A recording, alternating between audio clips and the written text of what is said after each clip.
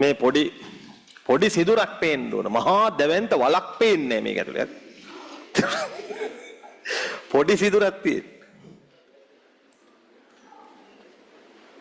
ලොකු වලවල් පේන්නේ නැහැ.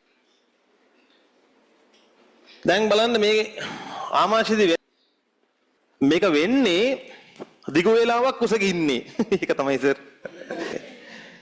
එතකොට මේ ගෙනවිල්ලා මේක පුලුස්සලා දානවා. තව මේකෙන්න පුළුවන් ක්‍රමයක් තියෙනවා. දැන් මේ අපේ ආහාර මාර්ගය කෑම එන්න කලින් ලෑස්ති වෙන එකක්. හරිද? දැන් බලන්න ආමාශයට එන්න කලින් මුඛ කුහරයේදී කැම තියෙද්දි ආමාශයේ විශේෂ ශ්‍රාවය කරගෙන බලාගෙන ඉන්නවා එන්න කියලා. එන්න. එනවනේ එන්න. එතකොට යා ආව ගමන් මුස්ලිම් මේ ગેස්ට්‍රික් ජූස් එකෙන් නාවල කරලා ගන්නවා. හොඳයි යා කියලා මෙම්මත් ගාලා තියාගන්න. ඒක ඒ වැඩේ වෙනකොට මෙහි ශුද්‍රාන්තරයේ විශේෂ ශ්‍රාවය වෙමින් තියෙන්නේ. එන්න ඔය එනවනේ නේ එන්න. නාවල කරලා ගන්න. ඔක්කොම කලින් ගොඩේ අරගෙන ඉන්නේ නමුත් අර මේක තියාගෙන ඉන්නවා. තේරෙන්න ඕන හරි? අල්ලහරිනවා. ඊළඟට තව එකක්. දැන් ඔක හොඳටම ඔප්පු වෙන දෙයක් නේ දැන් දැක්කද අපි ඉගෙන ගත්තේ නැද්ද මන් දන්නේ නැහැ. ඉගෙන ගත්තද මට අපි කේට කරන් දිකලාන්නේ අනිත් ටවුන් වල ළමයි ඒක කරේ නැති නිසා මම දැන් නිකන් තේරෙන්න කියන්නම්.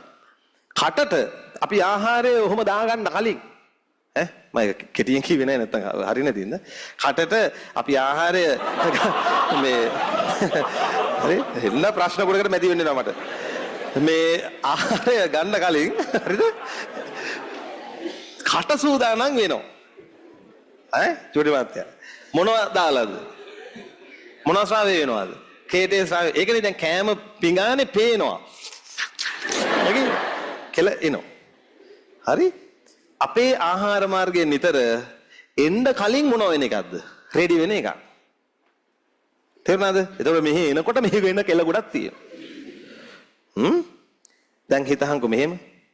අපි මොනවාරි හපනවා කෑම. එතකොට මෙයා මොකද කරන්නේ? ආමාශික විශේෂ දාගෙන ලැහැස්තිලා ඉන්නේ. අපි මේ හපපු එක ගිලින් නැතුව විසි කරනවා වගේ බලුවැඩ කරොත්. අපි හින රැවටීමන්නේ කරලා තියෙන්නේ. නේ? එහෙම එකක් කියන්නේ. චුයින් ගම් කන අයට අනිවාර්යෙන් ગેස්ට්‍රයිටිස් හැදීමේ අවදානම තියෙනවා. ඔන්න වැඩි. චුයින් ගම් විතරක් නෙමෙයි කිසිම දෙයක් ගිලින් නැත්නම් කටේ දාගෙන ගොඩක් වෙලා ඉන්න හොඳ නැහැ. දැන් අපි හිතමු මම ඇත්ත කියන්නේ. හරිද? දැන් අපි හිතමු නිකන් කොල කෑල්ලක් කිය. ඒත් එච්චරම තමයි.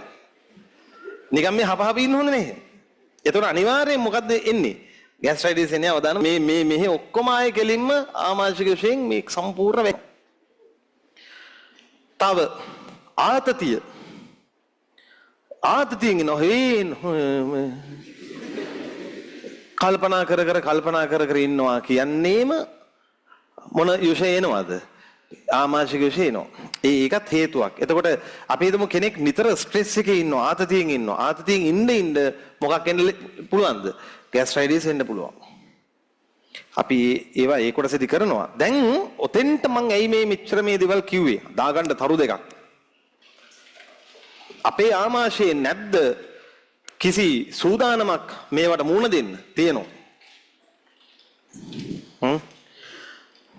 උඩර වැටි නැද්ද ગેස්ට්‍රයිටිස් වලින් බේරෙන්න තියෙනවා. මේ බලන්න ප්‍රධාන එකක් මට කියන්න. දැන් මොන වගේන්ද ආමාශයට හානි වෙන්න පුළුවන් මට කියන්න? HCLුයි පෙප්සින්නේ. හොඳට බලන්න. ආවේ පෙප්සින්ද පෙප්සිනෝජන්ද? පෙප්සිනෝජන්.